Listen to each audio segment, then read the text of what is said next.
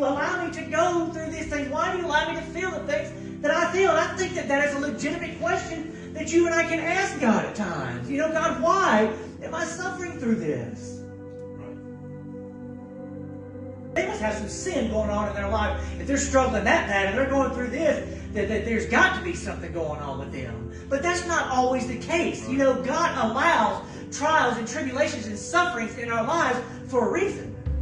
And I'm going to get to that here in just a second. I want us to take a look at this word suffering. And I think a lot of people think too, says, man, if God truly loves me, why does He allow me to go through these things right here?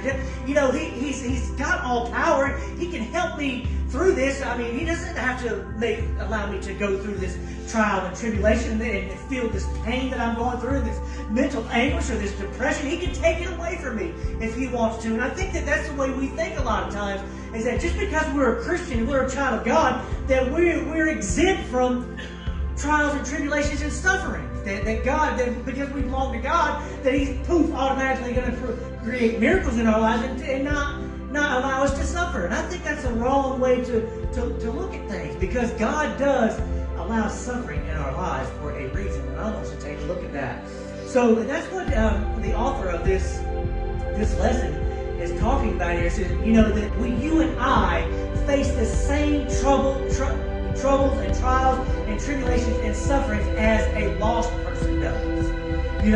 We're not exempt. So that's what he's saying here. But whatever we face in this life, look at this, pales in comparison to the glory yet to be revealed to God's children. Isn't that comforting to know this morning that if you are suffering this morning and you're going through a trial and a tribulation, you need to look beyond your suffering and your mental anguish and the suffering that you're going through, and take a glimpse and get a glimpse of heaven and take a look at heaven and remember that this is not your home, ladies and gentlemen. This is not my home. We are a pilgrim passing through. We don't belong here. We're just passing through, dude. I mean, I don't know if you feel this or not, if you're like me, but I go places and go to the mall or go to the store, go places. I just feel like I don't fit in. I feel uneasy all the time. Everywhere that I go, I don't feel like I belong. Do you guys have that feeling, or is that just me? I mean, I just feel like I don't belong here. It's just it's a weird feeling, and the reason that is because you know what, God, He said, old things are passed away, behold, all things have become new. I'm a new creature. I don't belong here anymore. My home is in heaven, and I need to understand that when I'm going through a trial or a tribulation, that I don't need to allow that thing to overcome me to the point to where I just give up and quit, and I throw my hands up and I quit on God. But you know what?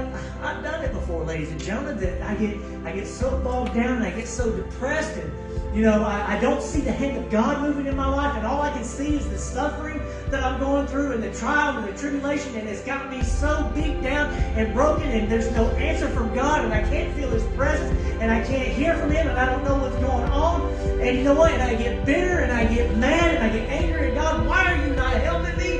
Why are you not stepping in and fixing this situation? And I get mad, and I get bitter, and I give up, and I throw my hands up and say, forget it. If this is what you're going to allow me to go through, God, I quit.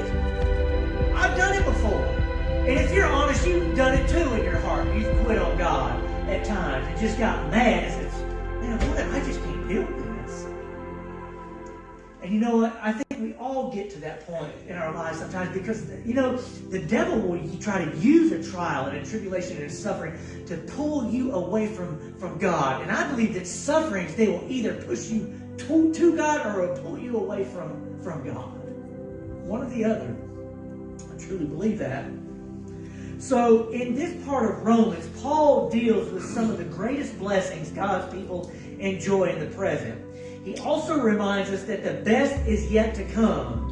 As Puritan pastor Thomas Lyle said, he says, faith's heart is upon future glory. Think about that. Think about that statement for a second. Read it again. Faith's heart is upon future glory. The best is yet to come. The best is yet to come, ladies and gentlemen. And that's how we need to think. when we get bogged down and we get beat down and the devil's throwing these fiery darts at us and he's trying to capture our mind and to get us to quit and get us to get bitter and angry at our brother or our sister and just try to get us into a place of that we just don't care anymore. We become indifferent. And so we need to remember that this is not a home, ladies and gentlemen. The best is yet to come. So look at this. Christians have sometimes been accused of being so heavenly minded that they are no earthly good. Pretty interesting. But this is the true case right here, if the truth be known. But most of us are too worldly to think less about heaven than we should, or about ourselves. Isn't that way we are? We're selfish.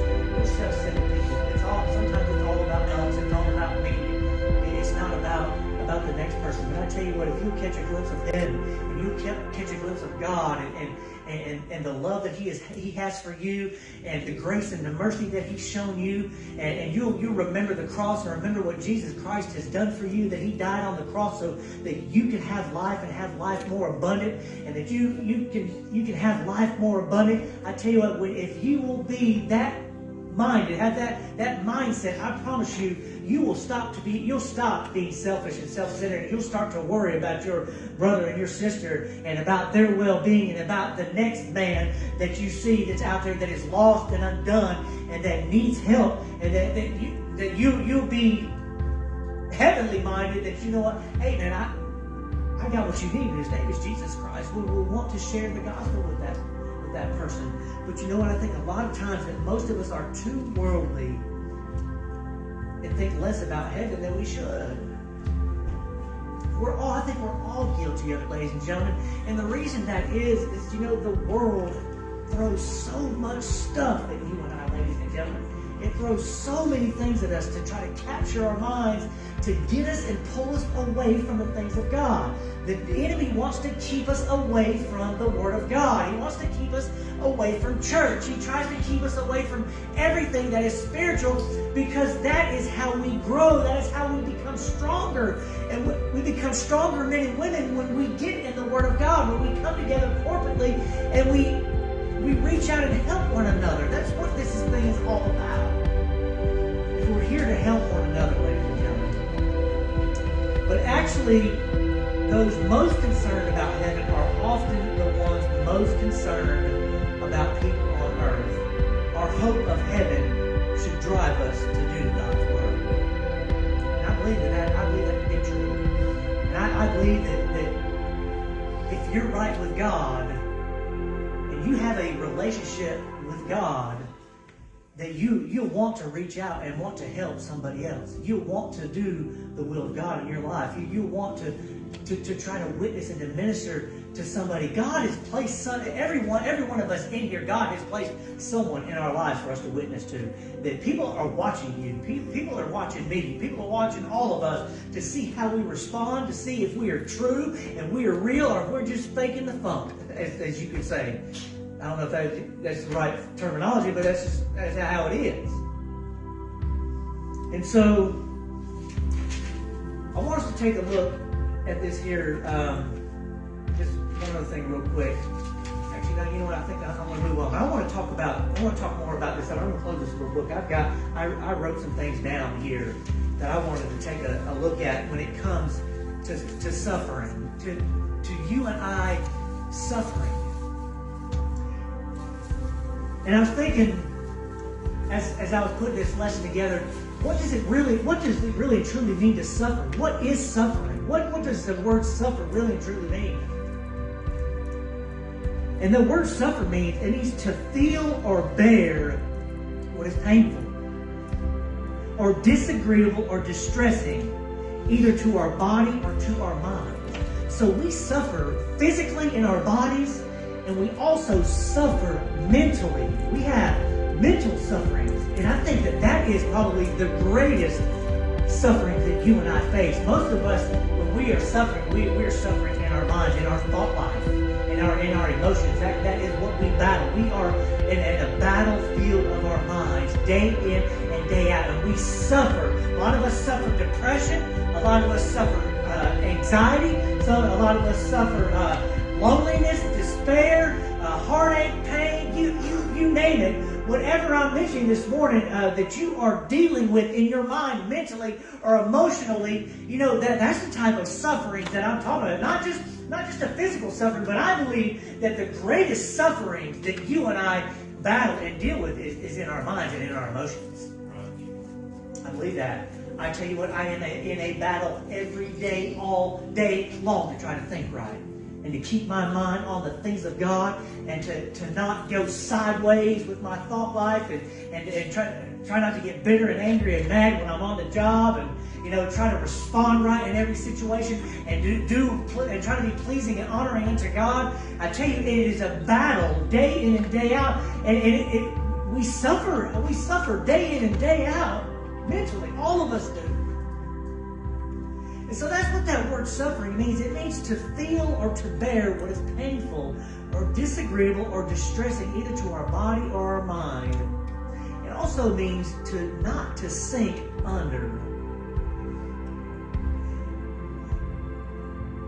But also, the definition I wrote down here, sometimes we suffer the loss of something, or the damage of something or someone, the loss of somebody. We lose somebody in our life, and we suffer that way. That a lot of us have dealt with that type of mental anguish and suffering. The loss of a loved one, the loss of a child, the loss of a brother or sister, or a mom or a dad. And, that you know what it feels like.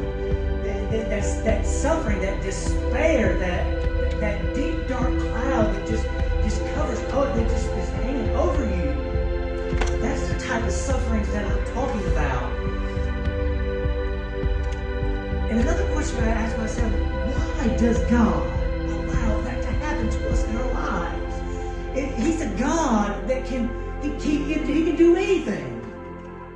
And so I ask myself, why does God allow you and I to go through things like that? If God, if you love me, why do you allow me to go through these things? Why do you allow me to feel the things that I feel? And I think that is a legitimate question that you and I can ask God at times. God, why am I suffering through this? And I want to encourage you this morning that there's a reason behind that. And I wrote down here I've kind of already touched on this, but think about someone or something that you have had to suffer, something that you have had to suffer through. Either, like I say, either loss of a loved one, or you suffered through a divorce, or